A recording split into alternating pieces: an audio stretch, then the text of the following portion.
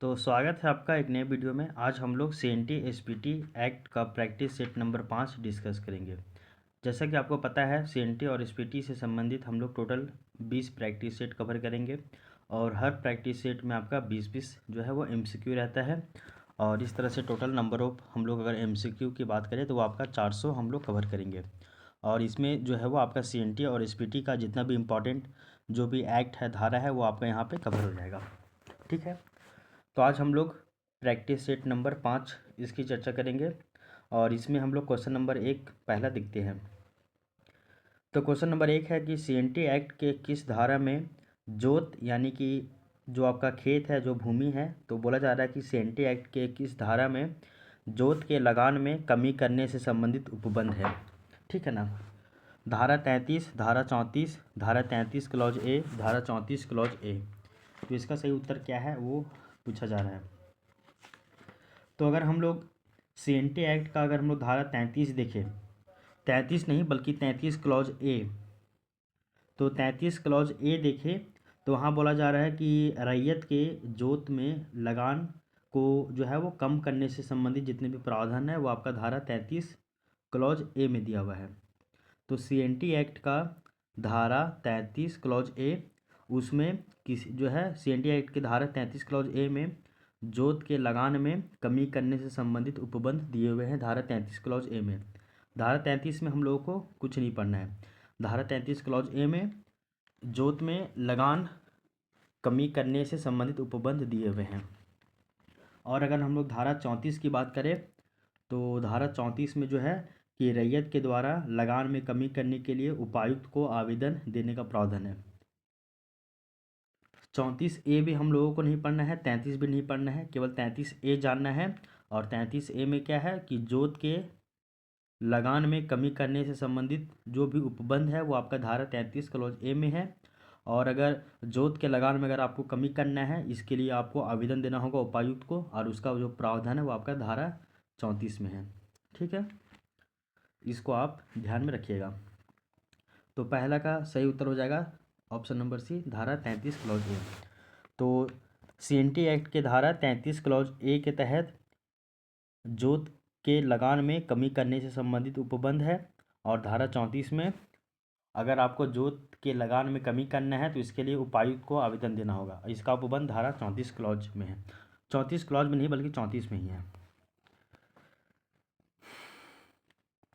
Question number 2 है CNT act की धारा किसके तहत प्रत्येक रैयत जो है वो अपने भूस्वामी से एक पट्टा पाने का हक रखता है।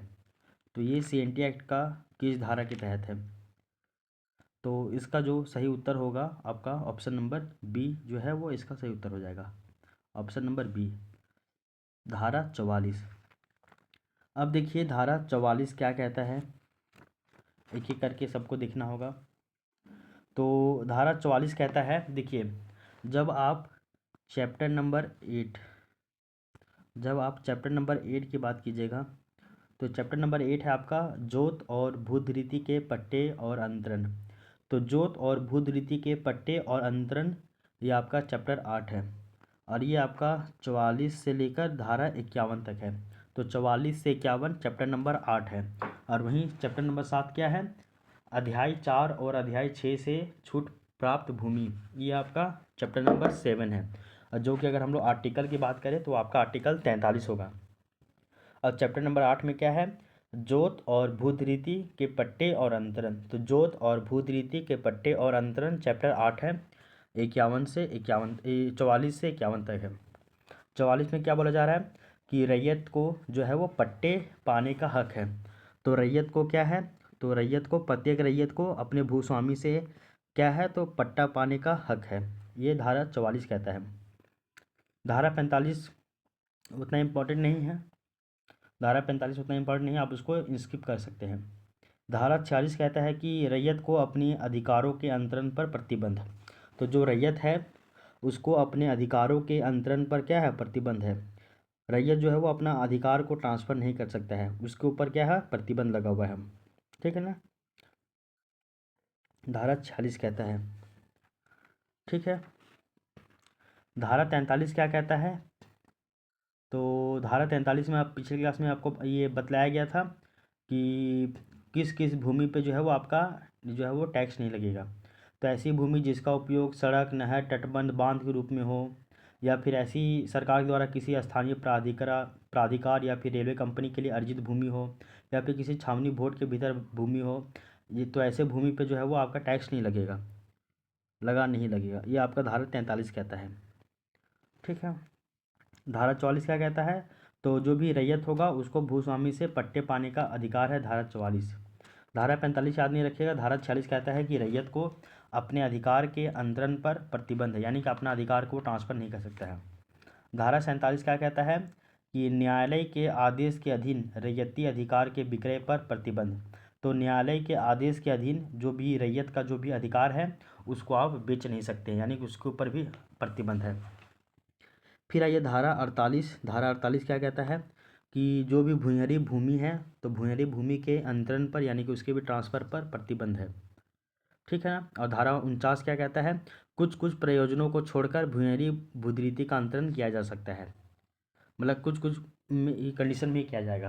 पहले तो 48 में बोल दिया कि भूंयरी भूधृति के अंतरण पर प्रतिबंध है, रोक लगा हुआ है।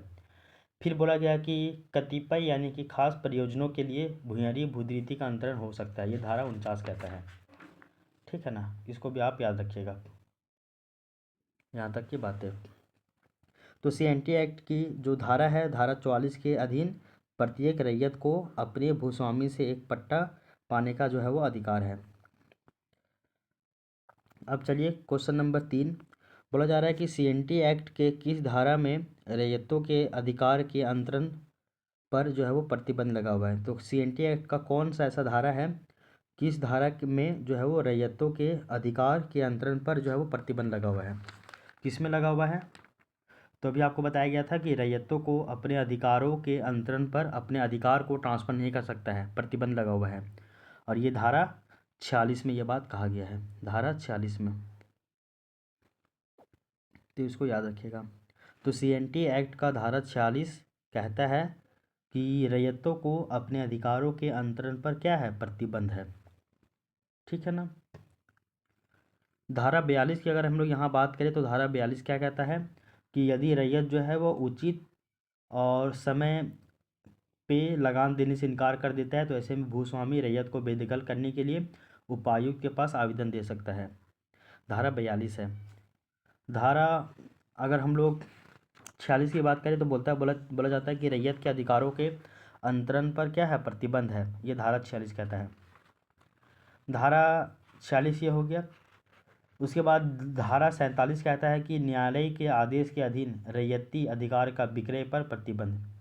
तो किसी न्यायालय के द्वारा किसी रैयत के जोत या फिर उसके किसी भाग में अधिकार के विक्रय के लिए कोई आदेश पारित नहीं किया जा सकता है। तो न्यायालय के आदेश के अधीन रैयती अधिकार के विक्रय पर प्रतिबंध, यानी कि न्यायालय भी जो है वो यानी कोर्ट भी कोई डिसीजन नहीं देगा रैयती अधिकार को बेचने का। ये आपका धारा 47 कहता है। धारा 48 क्या कहता है? तो देखिए यहाँ पे लिखा हुआ है, धारा 48 कहता है कि भूंयरी जो भी भूमि होगी उसके अंतरण पर प्रतिबंध होगा, यानी कि उसको आप ट्रांसफ़र नहीं कर सकते हैं। फिर धारा 49 क्या कहता है? तो धारा 49 कहता है कि कतिपय यानी कि खास प्रयोजनों के लिए ही केवल भूंयरी भूधृति का अंतरण किया जा सकता है। ठीक है। वो कौन कौन सा प्रयोजन होगा तो सुन लीजिए एक दो। जैसे कि किसी प्रौद्योगिकी उद्देश्यों के लिए, या फिर जिसे सरकार सहायक प्रयोजन के रूप में अपेक्षित भूमि के पहुंच मार्ग के प्रयोजन के लिए, या फिर किसी खनन कार्य के उद्देश्य से, या फिर किसी राज्य सरकार सहायक प्रयोजन के रूप में, या फिर अपेक्षित भूमि के पहुंच मार्ग के प्रयोजन के लिए, या फिर 1996 के पहले अन्य उद्देश्यों जैसे कि स्कूल, कॉलेज, हॉस्पिटल आदि के लिए जनजातीय ज़मीन का जो अंतरण हो सकता था। लेकिन CNT एक्ट में संशोधन हुआ है, जो कि CNT संशोधन अधिनियम 1996 के द्वारा सिर्फ उद्योग और खनन के लिए अंतरण किया जाएगा। तो अभी आपको बताया गया था कि कुछ देखिए, धारा 48 में बोला गया कि भूंयरी भूधृति का अंतरण नहीं होगा, उसके ऊपर प्रतिबंध है। फिर बोला कि धारा 49 बोलता है कि कुछ कुछ खास प्रयोजनों के लिए ही भूंयरी भूधृति का अंतरण किया जाएगा। फिर आपका 1996 में CNT संशोधन अधिनियम हुआ था 1996 में। उस अधिनियम के तहत बोला जाता है कि अब केवल और केवल उद्योग और खनन के लिए ही जो है वो भूमिहारी भूमि का अंतरण किया जाएगा, इसके अलावा कोई भी नहीं। पहले 1996 के पहले स्कूल कॉलेज हॉस्पिटल बनाने के लिए भी किया जाता था, बट 1996 में जो संशोधन हुआ उसमें बोला गया अब केवल उद्योग और खनन के लिए ही अंतरण होगा, इसके अलावा अब किसी भी प्रकार से अंतरण नहीं होगा, धारा 48 में। अब देख लीजिए थोड़ा सा यहाँ पे धारा 71 की भी यहाँ पे दिया हुआ ऑप्शन। तो धारा 71 क्या बोलता है वो देख लीजिए। धारा 71 बोला जा रहा है कि बेदखली रद्द करने हेतु आवेदन।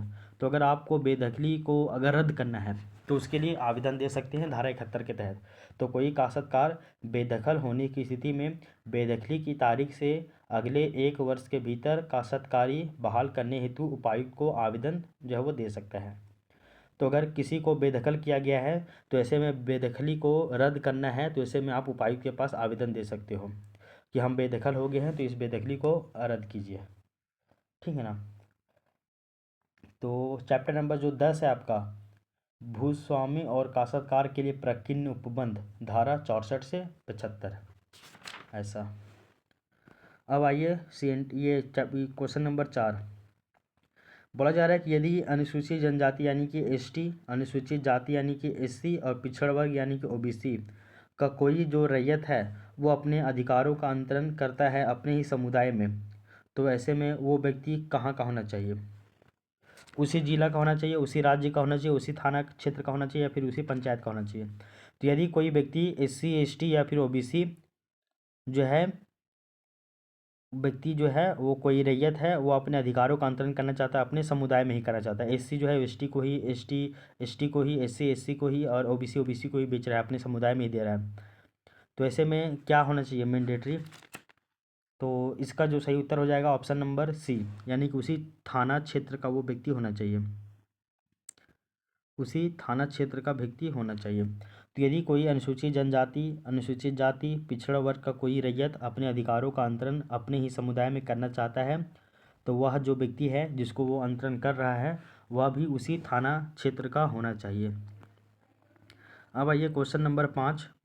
क्वेश्चन नंबर 5 बोला जा रहा है कि यदि कोई आदिवासी रैयत अपनी भूधृति को भूगत बंध के रूप में दे सकता है, तो कोई जो आदिवासी है वो अपनी भूधृति को, अपनी जो भूमि है, अपनी भूमि को भूधृति को भूगुत बंधक या भूगुत बंध के रूप में दे सकता है। कितने वर्षों में दे सकता है? 5, 7, 10 या फिर 15। तो इसका जो सही उत्तर है वो हो जाएगा ऑप्शन नंबर बी, यानी कि 7 साल। इसको याद रखिएगा। तो कोई भी जो आदिवासी है, कोई भी आदिवासी रैयत है वो अपनी भूधृति को यानी कि भूमि को भूगुत बंध के रूप में दे सकता है। उसके लिए कितना साल होना चाहिए? तो कम से कम 7 साल होना चाहिए। अब आइए क्वेश्चन नंबर 6। क्वेश्चन नंबर 6 बोला जा रहा है कि यदि किसी जोत का वार्षिक लगान फिल इन द ब्लैंक से कम है तो उसका जो है वो उप विभाजन नहीं हो सकता है। यदि किसी जोत का जो है वार्षिक लगान यानी कि 1 साल में उसका जो लगान है कितना रुपया होना चाहिए या उससे कम होगा तो फिर उसका उप विभाजन नहीं होगा। तो इसका जो सही उत्तर है वो आपका ऑप्शन नंबर सी मतलब ऑप्शन नंबर ए, यानी कि 3 रुपया है। तो याद रखिएगा कि यदि किसी जोत का अगर वार्षिक लगान 3 रुपया से कम है तो उसका उप विभाजन नहीं हो सकता है। तो किसी जोत का वार्षिक लगान 3 रुपया से कम है तो उसका उप विभाजन नहीं हो सकता है, इसको याद रखिएगा। अब आइए क्वेश्चन नंबर 7 की ओर। क्वेश्चन नंबर 7 बोल रहा है कि एसपीटी एक्ट जो है, जैसे हम लोग सीएनटी एक्ट देखे थे उसी तरह आपका एसपीटी एक्ट देखना है। तो बोला जा रहा है कि एसपीटी एक्ट की धारा 20 के अधीन उपायुक्त के पूर्व लिखित अनुमति से रैयत जो है वो अपनी जोत को कितने वर्षों के लिए लीज यानी कि बंधक पर दे सकता है। ये आपका है एसपीटी एक्ट का धारा 20 के तहत पूछा जा रहा है। अगर सबसे पहले अगर हम लोग एसपीटी एक्ट का धारा 20 क्या कहता है उसको हम लोग पहले थोड़ा सा जो है वो डिटेल से हम लोग थोड़ा सा समझते हैं कि आखिर एसपीटी एक्ट का जो धारा 20 है वो कहता क्या है।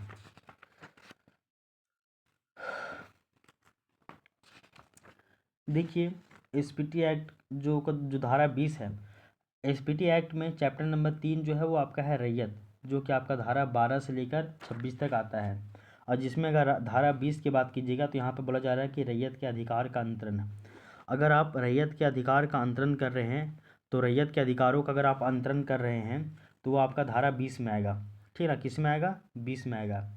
तो यहाँ पे बोला जा रहा है कि रैयत जो है वो अपने जोत के अधिकार का विक्रय, दान, बंधक, पट्टा, वसीयत या फिर किसी अन्य संविदा के माध्यम से किया गया हस्तांतरण तब तक मान्य नहीं होगा जब तक ऐसे हस्तांतरण का उल्लेख खेवट, खतियान या फिर अधिकार अभिलेख में ना किया गया हो। ये सब याद रखिएगा।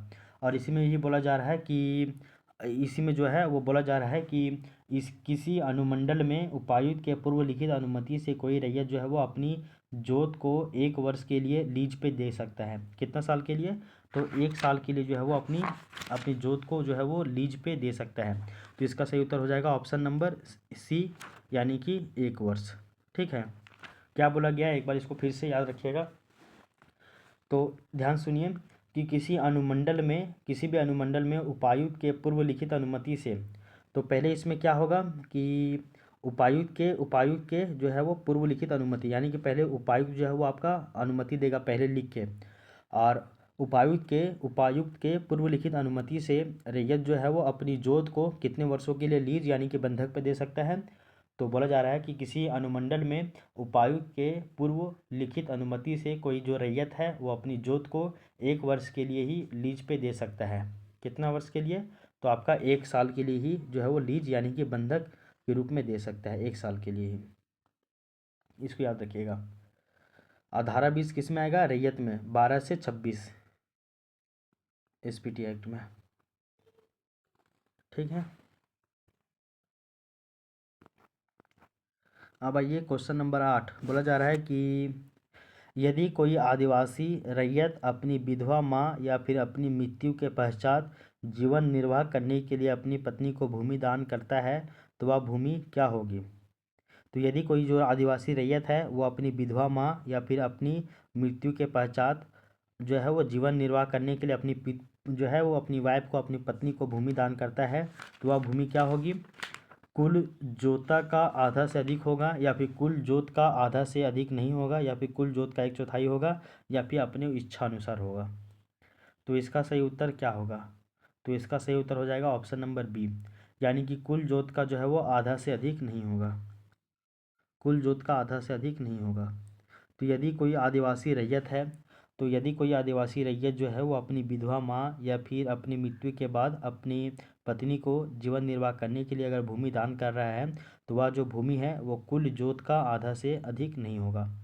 ठीक है, इसको आप याद रखिएगा। तो 9 का बी जो है वो सही हो जाएगा।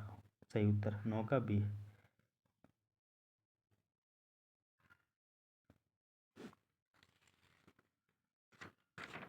एक मिनट रुकिएगा।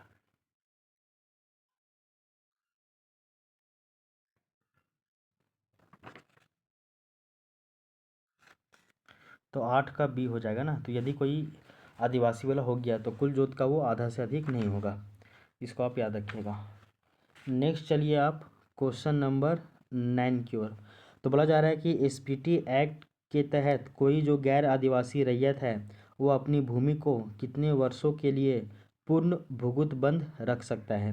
तो अभी बताया गया था आपको कि इसी में बताया गया है आपका कि सीएनटी एक्ट का जो धारा 20 है, सीएनटी नहीं मतलब कि एसपीटी एक्ट का जो धारा 20 है उसके तहत किसी भी अनुमंडल में उपायुक्त के पूर्व लिखित अनुमति से ही जो रैयत है वो अपनी जोत को 1 साल के लिए लीज यानी कि बंधक पर दे सकता है, 1 साल के लिए। अब बोला जा रहा है कि कोई भी गैर आदिवासी रैयत है और वो अपनी भूमि को कितने साल के लिए पूर्ण भूगत बंद रख सकता है? पूरा एकदम पूरी तरीके से भूगत बंद रख सकता है कितने सालों के लिए? तो इसका सही उत्तर जो है वो आपका हो जाएगा ऑप्शन नंबर सी, यानी कि 6 वर्षों के लिए। तो एसपीटी एक्ट के तहत अगर कोई भी गैर आदिवासी व्यक्ति है तो वो अपनी भूमि को 6 साल के लिए पूर्ण भूगुत बंधक के रूप में रख सकता है। कितने साल के लिए? तो आपका 6 साल के लिए। ये जो डेट है 6 साल, उसको आप याद रखिएगा, 6 साल के लिए। अब आइए क्वेश्चन नंबर 10। बोला जा रहा है कि एसपीटी एक्ट की जो धारा 28 है, धारा 28 के अधीन बंजर भूमि के बंदोबस्ती में किन बातों को ध्यान में रखा जाता है? अगर एसपीटी एक्ट के तहत अगर धारा 28 के तहत अगर आपको बंजर भूमि का बंदोबस्ती करना है, क्या करना है? तो बंजर भूमि का बंदोबस्ती करना है। तो ऐसे में बंजर भूमि का बंदोबस्ती करने के लिए किन किन बातों को जो है वो ध्यान में रखा जाएगा? तो बंजर भूमि का बंदोबस्ती करने के लिए किन बातों का जो है वो ध्यान रखा जाएगा, और ये किसके तहत बोला जा रहा है, तो ये जो है वो आपका CNT एक्ट का, सॉरी, SPT एक्ट का धारा 28 के तहत बोला जा रहा है। तो जब आप SPT एक्ट में SPT एक्ट में चैप्टर नंबर 4 पढ़िएगा, जिसमें बोला जाता है कि बंजर भूमि तथा खाली जोत के बंदोबस्ती, तो बंजर भूमि और खाली जोत की बंदोबस्ती ये आपका अध्याय 4 में है। ये आपका 27 से लेके धारा 42 तक इसमें शामिल है। तो SPT एक्ट का चैप्टर नंबर 3 आपका क्या है, तो चैप्टर नंबर 3 की अगर बात की तो वो है आपका चैप्टर नंबर 3 रैयत 12 से 26 तक। और वहीं चैप्टर नंबर 4 की बात कीजिएगा तो वहाँ पे बंजर भूमि और खाली जोत की बंदोबस्ती की गई है, धारा 27 से 42 तक। और उसी में ही धारा 28 बोला गया है कि बंजर भूमि या फिर खाली जोत के बंदोबस्ती में प्रयोग किए जाने वाले सिद्धांत क्या क्या है। सो क्या क्या है वो देख लीजिए। पहला सिद्धांत है कि बंजर भूमि या फिर खाली जोतों के बंदोबस्ती में खतियान में दर्ज सिद्धांतों के अलावा निम्नलिखित बातों पर ध्यान दिया जाएगा। कौन कौन बात है वो देख लीजिए। पहला बात, प्रत्येक रैयत की आवश्यकता कितनी है, उसकी आबाद करने की क्षमता कितनी है, उसी के अनुसार भूमि का उचित वितरण किया जाएगा। तो बोला जा रहा है कि रैयत की आवश्यकता और क्षमता के अनुसार, जी हाँ ये सही है। फिर बोला जा रहा है कि दूसरा बोला जा रहा है कि ग्राम, समुदाय, समाज या फिर राज्य के प्रति की गई सेवाओं हेतु विशेष दावा, तो समाज के प्रति की गई सेवा के लिए विशेष दावा, ये भी सही है, ठीक है ना। और इसके अलावा ऑप्शन नेक्स्ट देखिए, बोला जा रहा है कि रैयत की जमाबंदी भूमि से बंजर भूमि का संदिग्ध यानी कि निकटता या फिर साम्य, यानी कि रैयत की जमाबंदी भूमि से संधिय, ये भी सही है। फिर बोला जा रहा है कि उन भूमिहीन श्रमिकों हेतु व्यवस्था जो गांव का वास्तविक निवासी है तथा जिनके संबंध में यह दर्ज है कि इनका घर उसी गांव में ही है जहां बंजर भूमि का बंदोबस्त रहा है, तो ये भी इसी का ही है, ये भी सही है।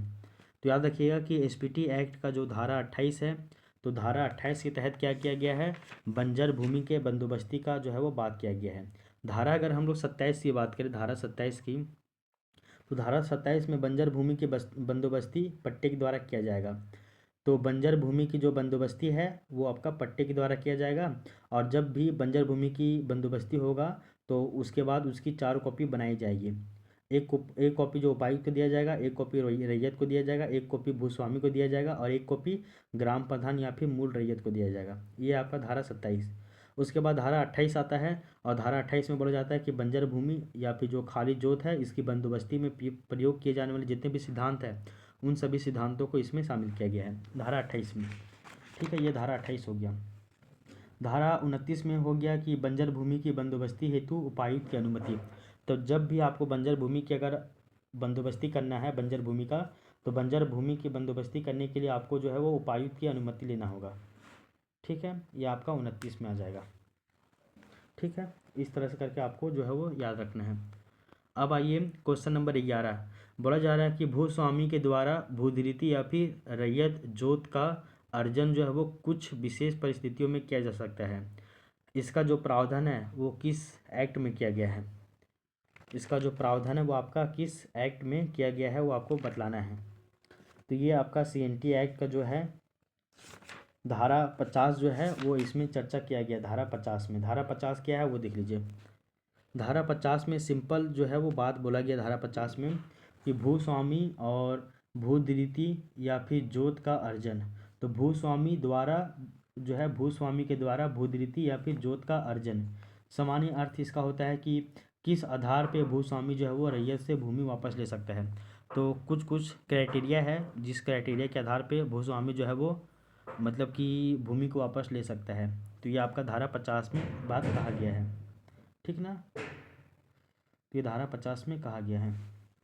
आगे देखिए, धारा 50 यही है आपका कि भूस्वामी जो है वो आपका किसी भी मतलब कुछ कुछ परिस्थिति है, कुछ कुछ स्थिति है, उसी स्थिति में जो है वो भूस्वामी रैयत से जो है वो भूमि वापस ले लेगा। धारा 50 में ये बात है। अब आइए धारा 49 की बात। तो धारा 49 में भी आपको बताया गया था कि धारा अगर 48 की बात करें, धारा 48 में बोला गया कि भूयरी भूधिरिति का अंतरण उसके ऊपर प्रतिबंध होगा, नहीं होगा। धारा 49 में बोला गया कि कतिपय यानी कि कुछ कुछ परियोजनाओं के लिए ही केवल भूधिरिति मतलब भूयरी भूधिरिति का अंतरण किया जाएगा। पहले तो 1996 से पहले सभी पे किया जाता था, स्कूल कॉलेज हॉस्पिटल बनाने के लिए सभी पे, लेकिन बाद में जब संशोधन हुआ 1996 में, उसके बाद केवल उद्योग और खनन कार्य के लिए ही जो है वो भूयरी भूधिरिति का अंतरण होगा, बाकी बात नहीं होगा। ये धारा 49 कहता है। तो धारा 48, धारा 49, धारा 50 तीनों कंप्लीट हो गया है। धारा 46 भी देख लीजिए, धारा 47 भी देख लीजिए। धारा 47 बोलता है कि न्यायालय के आदेश के अधीन रैयती अधिकार का विक्रय पर प्रतिबंध, यानी कि न्यायालय जो है वो आदेश देकर जो है वो आपका रैयत का अधिकार को नहीं बेच सकता या फिर उसका ट्रांसफ़र नहीं करवा सकता है। यानी कि रैयत का अधिकार कभी भी जो है वो ट्रांसफ़र नहीं होगा, ना ही न्यायालय के आदेश से, ना ही अपने से। ठीक है, ये आपका धारा 47 कहता है। धारा 46 कहता है कि रैयत जो है वो अपने अधिकारों के अंतरण पर प्रतिबंध है, यानी कि रैयत जो है वो अपना अधिकार किसी को दे नहीं सकता है। तो रैयत को अपने अधिकारों के अंतरण पर प्रतिबंध, यानी कि रैयत जो है वो अपना अधिकार नहीं दे सकता है। धारा 46। धारा 45 बोलता है कि जब कोई भूस्वामी जो है वो किसी काश्तकार को कोई पट्टा देता है, तो ऐसे में भूस्वामी जो है वो पट्टे की शर्तों के अनुरूप एक प्रतिलेख पाने का हकदार होगा। ये हो गया। उसके अलावा धारा 44 कहता है कि रैयत को पट्टे पाने का हक, यानी कि रैयत जो है वो प्रत्येक रैयत जो है वो अपने भूस्वामी से एक एक पट्टा पाने का हक उसको होता है। और पट्टे में सभी बातें जैसे कि जोत की सीमा, जोत का नंबर, वार्षिक लगान की रकम, लगान की किस्तें, और अगर लगान वस्तु के रूप में देना हो तो उस वस्तु का, उस उपज का अनुपात कितना है, ये सभी शर्तें लिखा होगा उसमें। तो धारा 44, 45, 46, 46 के बाद देखिएगा तो आपका 47, 48, 49, फिर आपका 49 के बाद 50, ये सारा आपका कंप्लीट हो गया है। धारा 51 की अगर बात करेंगे तो धारा 51 आपको पढ़ना नहीं है। ठीक है, धारा 51 आपको पढ़ना नहीं है। उसके बाद आ जाएगा आपका धारा 52, और धारा 52 में आपका किस्त है। धारा 52 में किस्त है। तो अध्याय 9 स्टार्ट हो जाएगा कि लगान के बारे में साधारण उपबंध, वो आपका धारा 52 से लेकर 73, 63 तक आ जाएगा। अब आइए क्वेश्चन नंबर 12 कि लगान से संबंधित उपबंध जो है वो CNT एक्ट के किस धारा में दिया गया है। तो लगान से संबंधित जितने भी उपबंध है वो CNT एक्ट के किस धारा में दिया गया है। तो लगान के बारे में साधारण उपबंध जो है वो CNT एक्ट के चैप्टर नंबर 9 में दिया हुआ है। चैप्टर नंबर 9 दिया हुआ है कितना से कितना तक, तो 52 से 63 तक, 52 से 63 तक, ये चैप्टर नंबर 9 है। चैप्टर नंबर 7 क्या है वो देख लीजिए। चैप्टर नंबर अगर हम लोग 7 की बात की जाए तो बोला जा रहा है कि चैप्टर नंबर 4 और चैप्टर नंबर 6 से छूट प्राप्त भूमि, यानी कि अध्याय 4 और अध्याय 6 से छूट प्राप्त भूमि को चैप्टर नंबर 7 में शामिल किया गया है। और इसके लिए आर्टिकल है, मतलब धारा है केवल 43। 7 वो हो गया। अध्याय 8 में क्या है, जोत और भूधृति के पट्टे और अंतरण। तो जोत और भूधृति के पट्टे और अंतरण अध्याय 8 में है। कितना से कितना है, तो आपका ये 44 से 51 तक है, 44 से 51 तक। तो जोत और भूधृति के पट्टे और अंतरण 44 से 51। उसके बाद आपका अध्याय 10 चला जाता है। 9 के बाद 9 का भी है, उसके बाद 10 जाएगा। 9 हो गया लगान के बारे में साधारण उपबंध 52 से 63। उसके बाद 9 का है, 9 का में है आपका बंजर भूमि का बंदोबस्त। तो बंजर भूमि का बंदोबस्त 9 का में है, और इसके लिए 63 क्लॉज का और 63 क्लॉज खा, तो 63 का और खा इसमें शामिल है।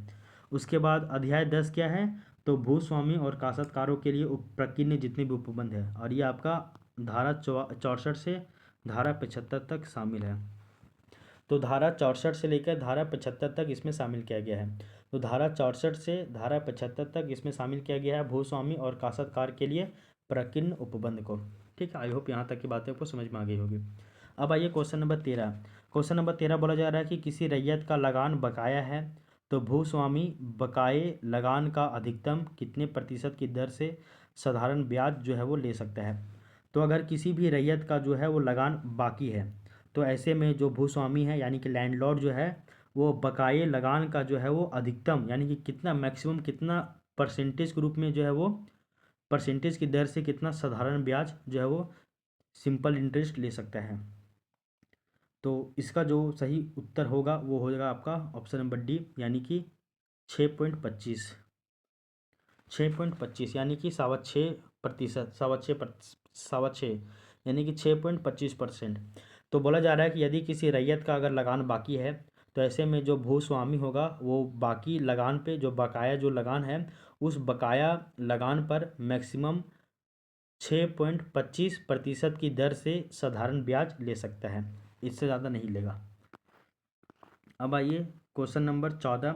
क्वेश्चन नंबर 14 बोला जा रहा है कि सीएनटी एक्ट की किस धारा में जो है वो लगान की सीएनटी एक्ट की किस धारा में लगान की रीतियाँ से संबंधित जो है वो आपका प्रावधान किया गया है। तो लगान की रीति से संबंधित जो भी प्रावधान है वो आपका किस में किया गया है वो आपको बतलाना है। तो लगान से संबंधित रीति का जो प्रावधान है वो आपका किस में किया गया है, तो वो है आपका, देखिए धारा 51 आपको पढ़ना नहीं है। आप देखिए लगान के बारे में साधारण उपबंध लगान के बारे में साधारण उपबंध जो है वो आपका अध्याय 9 में है 52 से 63 तक। लगान के बारे में साधारण उपबंध अध्याय 9 धारा 52 से 63 तक शामिल है। धारा 51 पढ़ना नहीं है। धारा 52 में आपका किस्त है। बोला जा रहा है कि अभिधारी के द्वारा लगान का भुगतान कृषि वर्ष की प्रत्येक तिमाही पर जो है वो 4 किस्तों में दिया जाएगा। ठीक है, धारा 52 कहता है किस्त, कितना किस्त में, तो आपका 4 किस्तों में जो है वो भुगतान किया जाएगा हर एक 3-3 महीना में। कृषि वर्ष की प्रत्येक तिमाही पर, मतलब कृषि वर्ष की प्रत्येक तिमाही पर 4 किस्तों में किया जाएगा लगान का भुगतान। धारा 53 क्या कहता है कि लगान भुगतान की रीति, यानी कि जो लगान जो है, तो लगान की रीतियाँ यानी कि लगान भुगतान की जो भी रीति होगी वो धारा 53 में है। इसमें बोला जा रहा है कि लगान का भुगतान माल कचहरी ऐसे अन्य स्थान जहां भूमि के लगान का भुगतान हो या फिर डाक मुद्रादेश यानी कि मनी ऑर्डर के द्वारा किया जा सकेगा। ठीक है, तो धारा 53। धारा 63 क्या है वो देख लीजिए। अच्छा, धारा 54 भी थोड़ा सा देख लीजिए। यहाँ पे बोला जा रहा है कि धारा 54 जो है कि लगान तथा उसके ब्याज के लिए रसीद का प्रावधान। तो जब भी आप लगान दीजिएगा तो लगान और उसके ब्याज के लिए रसीद का जो प्रावधान है वो आपका धारा 54 में है। तो धारा 54 में जो है वो आपका रसीद, सिंपल याद रखिएगा। धारा 54 में लगान तथा उसके ब्याज के लिए रसीद का प्रावधान। तो ब्याज और उसके लगान और उसके ब्याज के लिए रसीद का प्रावधान कितना में है, 54 में है। लगान भुगतान की रीति 53 में है। किस्त 52 में है। कितना किस्त, तो हर 3-3 महीने में देना है 4 गो किस्त कृषि वर्ष से। फिर 54 के बाद 55-56 नहीं पढ़ना है, 57 भी नहीं पढ़ना है। 58 है। 58 बोला जाता है कि लगान का बकाया एवं उस पर ब्याज।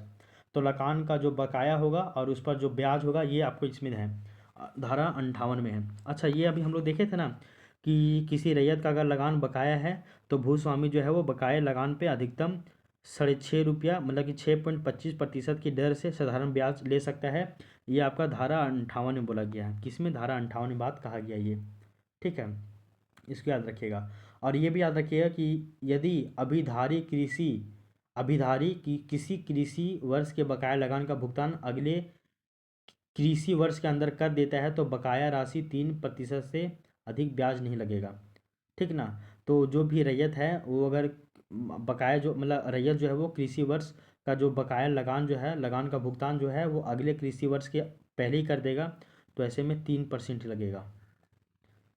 ठीक है ना, इसको भी याद रखिएगा। तो किसी कृषि वर्ष यदि रैयत जो है वो किसी कृषि वर्ष के बकाया लगान का जो भुगतान है वो अगले कृषि वर्ष के अंदर कर देता है तो बकाया राशि पर 3% से अधिक ब्याज जो है वो नहीं लगेगा। इसको भी याद रखिएगा, धारा 58 कहता है। ठीक है, धारा 59 बोला जा रहा है कि धारा 59 में क्या है, तो धारा 59 में बोला जा रहा है कि भूधारक की बेदखली एवं बकाया के कारण पट्टे का रद्द किया जाना। तो भूधारक का जब बेदखल उसको किया जाएगा तो उसके जो बकाया के भूधारक की बेदखली एवं बकाया के कारण पट्टे का रद्द किया जाना। तो अगर भूधारक का अगर बकाया है और उसका जो हम लोग बेदखल कर दिए तो उसका पट्टा भी रद्द हो जाएगा ना, यही है।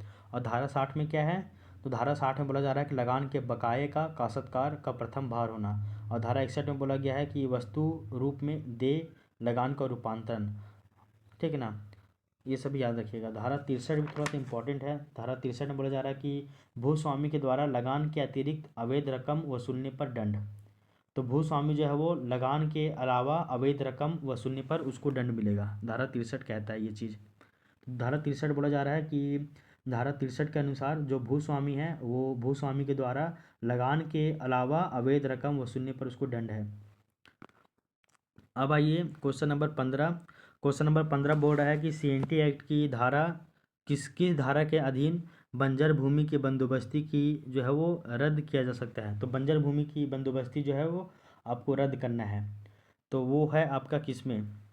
तो देखिए बंजर भूमि की बंदोबस्ती आपका चैप्टर 9 क्लॉज का में है, और इसमें भी धारा 63 का और धारा 63 खा है, जिसमें धारा 63 का में बोला गया कि बंजर भूमि का बंदोबस्त पट्टे पर किया जाएगा। तो बंजर भूमि का बंदोबस्त जो है, बंजर भूमि का जो बंदोबस्त है वो पट्टे पे किया जाएगा। तो बंजर भूमि का बंदोबस्त जो है वो पट्टे पे किया जाएगा धारा 63 क्लॉज ए में। और धारा 63 क्लॉज बी में है बंदोबस्त को या आपका अपास्त यानी कि रद्द करना। तो बंदोबस्त को आपको अगर रद्द करना है तो आपका धारा 63 क्लॉज बी में जाएंगे।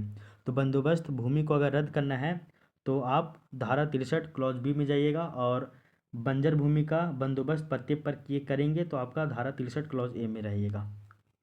धारा 63 क्लॉज सी और डी नहीं है, ठीक है। तो बंजर भूमि का बंदोबस्त पट्टे पर किया जाना 63 क्लॉज ए, और बंजर भूमि को रद्द करना 63 clause B. Simple.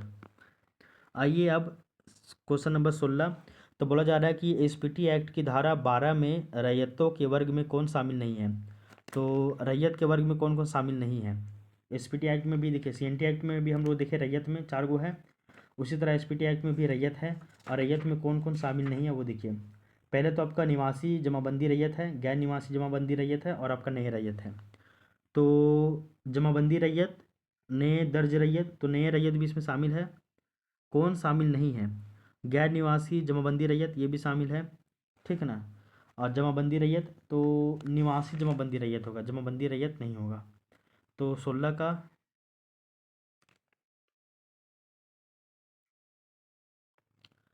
SPT act का जो धारा 12 है, तो धारा 12 में एसपीटी एक्ट का जो धारा 12 है, इसमें 3 प्रकार के रैयत का उल्लेख किया गया है। कितना, तो 3 प्रकार के रैयत का। कौन कौन है वो देख लीजिए। एक है आपका निवासी जमाबंदी रैयत, और दूसरा है गैर निवासी जमाबंदी रैयत, ठीक है। और तीसरा है आपका नया रैयत। तीसरा क्या है, नया रैयत। तो ऑप्शन में बोला जा रहा है कि रैयत के वर्ग में कौन शामिल नहीं है। जमाबंदी रैयत है, जमाबंदी रैयत नहीं, निवासी जमाबंदी रैयत होगा, और आपका गैर निवासी जमाबंदी रैयत होगा। तो ये आपका तो होगा नहीं। इसके अलावा दूसरा हो जाएगा नया रैयत। तो नया रैयत तो बोला जा रहा है कि वैसा व्यक्ति जिसे नए रैयत के रूप में दर्ज यानी कि अभिलिखित किया गया हो, तो ये होगा, ये सही है।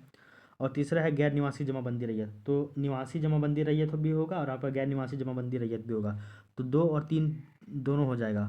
ऑप्शन है ही नहीं यहाँ पे, तो ये दोनों हैं, इसलिए आप इसको हटाइए, ये ऑप्शन ही गलत दिया हुआ है ना इसमें। तो एसपीटी एक्ट की धारा 12 में रैयत का वर्ग बताया गया है, जिसमें निवासी जमाबंदी रैयत, गैर निवासी जमाबंदी रैयत और आपका नया रैयत, ये तीनों शामिल है। और धारा 13 क्या कहता है, तो भूमि के उपयोग से संबंधित रैयत के अधिकार। धारा 14 क्या कहता है, रैयत की बेदखली।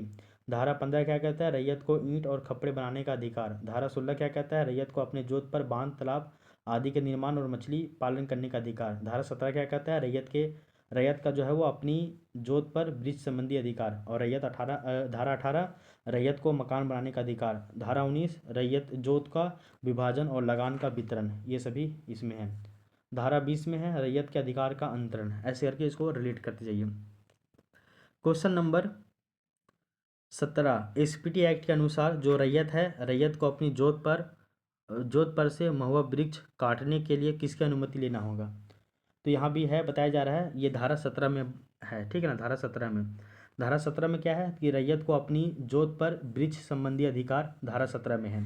सीएनटी एक्ट का धारा 20 और धारा 21 और धारा 21 क्लॉज ए इसी तरह है कि भूमि संबंधी अधिभोगी रैयत का अधिकार भूमि संबंधी, वो धारा 21 में है। और धारा 21 क्लॉज ए में वृक्ष संबंधी अधिभोगी रैयत का अधिकार, वो धारा 21 क्लॉज ए में है।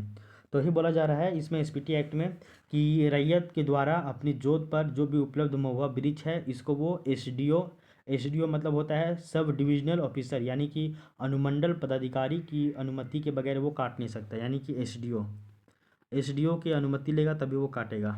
इसमें बीडीओ साहब, डीसी साहब, सीओ साहब, राज्य सरकारी सब किसी का भूमिका नहीं है। ये इसको आप जो है वो याद रखिएगा। धारा 17। अब आइए क्वेश्चन नंबर 18। बोला जा रहा है कि CNT एक्ट की धारा 46, 47 और 48। तो 46, 47 और 48 में किसी भी बात के होते हुए भी भूमिहारी कुटुंब अपनी जोत का खास प्रयोजन हेतु जो है वो आपका अंतरित कर सकता है। किसके लिए? देखिए, CNT एक्ट का धारा जो है वो आपका, अगर देखिएगा हम लोग धारा की बात करें, 1 मिनट रुकिएगा ज़रा सा। धारा 46 क्या बताता है? धारा 46 बोलता है कि रैयतों को अपने अधिकार का अंतरण पे प्रतिबंध है। ठीक है, धारा 46 कहता है। धारा 47 फिर कहता है क्या? कि न्यायालय के आदेश के अधीन, यानी न्यायालय जो है वो न्यायालय के आदेश के द्वारा भी किसी भी रैयत का अधिकार आप जो है वो उसका अंतरण नहीं कर सकते, उसको आप नहीं, मतलब कि ट्रांसफ़र नहीं कर सकते हैं न्यायालय के आदेश के बाद भी। धारा 48 बोलता है कि भूमिहारी भूधृति के अंतरण पे प्रतिबंध है। धारा 49 बोलता है कि कुछ कुछ खास प्रयोजन के लिए भूमिहारी भूधृति का अंतरण किया जाएगा। ये समझ में आ गया? 46, 47, 48। अब बोला जा रहा है कि जो भी भूमिहारी कुटुंब जो है वो अपनी जोत का खास प्रयोजन हेतु ही जो है वो अंतरित कर सकती है। वो खास प्रयोजन कौन कौन होगा? पहले तो हम लोग 1996 से पहले अन्य उद्देश्य जैसे कि स्कूल, कॉलेज, हॉस्पिटल के लिए भी हम लोग जनजातीय जमीन का अंतरण हो सकता था, लेकिन जब CNT एक्ट में संशोधन हुआ 1996 में, उसके बाद केवल उद्योग और खनन के लिए ही अंतरण किया जाएगा। उद्योग और खनन के लिए ही जो है वो आपका अंतरण किया जाएगा, उसके अलावा किसी भी रीजन से अंतरण नहीं किया जाएगा। तो ऑप्शन है, इसका सही उत्तर हो जाएगा A, B, D। A, B और D। ये हटाइए, ये गलत है, ये भी गलत है। इसका सही उत्तर होगा खनन और उद्योग, बस केवल खनन। ये खनन याद रखिएगा यहाँ पे, और एक उद्योग याद रखिएगा। इसका ऑप्शन ही गलत है। तो खनन और उद्योग के लिए ही केवल अंतरण किया जाएगा, अदरवाइज नहीं किया जाएगा। इसको भी याद रखिएगा। तो धारा, ये आपका ना CNT एक्ट का धारा 49 में पढ़िएगा। धारा 49 जब पढ़िएगा ना CNT एक्ट का, तो उसमें ये चीज़ है। तो धारा 46, 47 और 48 में उल्लेखित किसी भी बात के होते हुए भी अधिभोगी रैयत या फिर भूमिहारी कुटुंब का कोई सदस्य जो है वो अपनी जोत या फिर किसी भाग को निम्नलिखित प्रयोजनों के लिए जो है वो आपका क्या कर सकता है? अंतरण या अंतरित कर सकता है। जैसे किसी प्रौद्योगिकी या प्रौद्योगिक उद्देश्यों के लिए, जिसे राज्य सरकार प्रयोजन के रूप में अपेक्षित भूमि के पहुँच मार्ग के लिए, प्रयोजन के लिए, ये सभी है कारण। तो समझिए नहीं कि अब केवल उद्योग और खनन के लिए होगा बस। Question number 19। यदि CNT एक्ट की धारा 54 के अधीन भूस्वामी रैयत को लगान और ब्याज भुगतान की रसीद देने से चूकता है तो उसे कितने साल की जो है वो सजा होगी? धारा 54 देखिए। धारा 54 बोला जा रहा है क्या, वो देखिए। धारा 52 में किस्त है, धारा 53 में लगान भुगतान की रीति है, धारा 54 में लगान और उसके ब्याज के लिए रसीद का प्रावधान है। और इसमें बोला जा रहा है कि लगान या फिर ब्याज की रसीद देने में असफल होने पर जो भूस्वामी है या फिर उसके जो अभिकर्ता है उसको 1 माह का जो है वो सादा कारावास होगा, या फिर उसको 100 रुपये जुर्माना होगा, या फिर दोनों, या फिर दोनों का दंड दिया जा सकता है। तो उसको 1 महीना का जो है वो जेल होगा और 100 रुपये जुर्माना लगेगा, यानी कि ऑप्शन नंबर A। ये याद रखिएगा। तो ये याद रखिएगा। अब देखिए क्वेश्चन नंबर 20, लास्ट क्वेश्चन है। बोला जा रहा है कि CNT एक्ट की धारा 60। तो CNT एक्ट की धारा 60 के तहत बकाया लगान के भुगतान का प्रथम भार किस पर होगा? तो CNT एक्ट का अगर धारा 60 देखिएगा, धारा 60 में बोला जा रहा है कि लगान के बकाये का काश्तकार पर प्रथम भार होगा। तो अगर लगान अगर बकाया है तो ऐसे में प्रथम भार किसके ऊपर होगा? तो प्रथम भार जो है वो काश्तकार पे होगा। ये सिंपल लिखा हुआ है कि लगान के बकाये का काश्तकार पे प्रथम भार होना। तो बोला जा रहा है कि काश्तकारी का लगान काश्तकार पे प्रथम भार होगा, और परंतु यदि लगान के बकाये के भुगतान हेतु काश्तकारी का विक्रय कर दिया जाए तो खरीदार उस काश्तकारी के विक्रय की तारीख से पूर्व बकाया लगाने के भार से मुक्त होगा। इतना याद मत रखिए ना, सिंपल याद रखिए कि CNT एक्ट की जो धारा 60 है, तो धारा 60 के तहत जो बकाया लगान है इसके भुगतान का प्रथम जो भार है वो आपके काश्तकार पे ही होगा बस, इसके अलावा किसी पे नहीं होगा। तो प्रथम भार जो है वो काश्तकार के ऊपर होगा। सिंपल, इतना याद रखिए, बाकी बात आप भूल जाइए।